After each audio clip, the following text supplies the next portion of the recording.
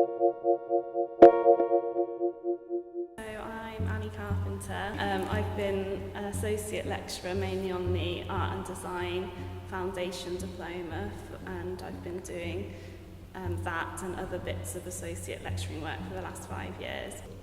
So for testing the field, I put in an application for the CELT Scholarships of Learning and Teaching. And basically the idea was, again, bringing science students and art students together so that they're able to be sort of exposed to each other's curiosities. It was essentially a field trip, so we went off into the woods and we stayed for 2 nights at Middlewood Trust, which is this sort of ecological study centre which does like permaculture, living off grid. So we got the students together and then we ran a series of interdisciplinary workshops. Sam went straight off on doing his poetry. Poetry for me, the most amazing thing about poetry is trying to capture a moment.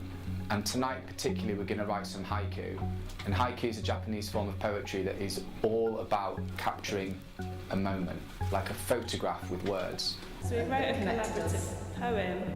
Yeah, so he led us through the process of each people wrote a few words and then they sort of got combined and then it got bigger and bigger and bigger until we had one big collaborative poem. That poetry and science started at the same place, and hopefully when things come together on a higher level, they can join together as friends. I invited Anthony Hall, who's an artist based in Manchester. He worked with us on the Spectrum project as well. So he had us doing really fun stuff, both staff and students completely together. There's this experiment called the Ganzfield experiment, which I was really into, which is this idea of experiencing a total field of a total visual field with no other visual input other than pure light.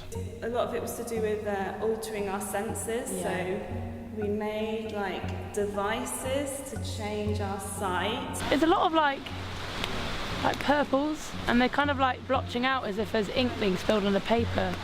And they're sort of like, when you look in a microscope and you see them squiggly bits. So there was students with like ping pong balls over their eyes to experience the light and then through the words.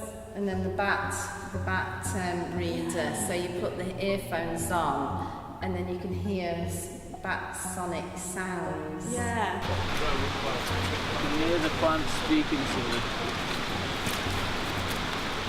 But then also we were collecting, so you can use magnets to collect micrometeorites. So we were collecting micrometeorites from the water and also tardigrades, which are little The moss, yeah, you squeeze, there's these bacteria that live in the moss. So I guess we sort of took the tools from science but explored them quite artistically, so just explored them for the sake of playing. But the students just took it, they're just really engaged and just took it so seriously, the opportunity, and we did too.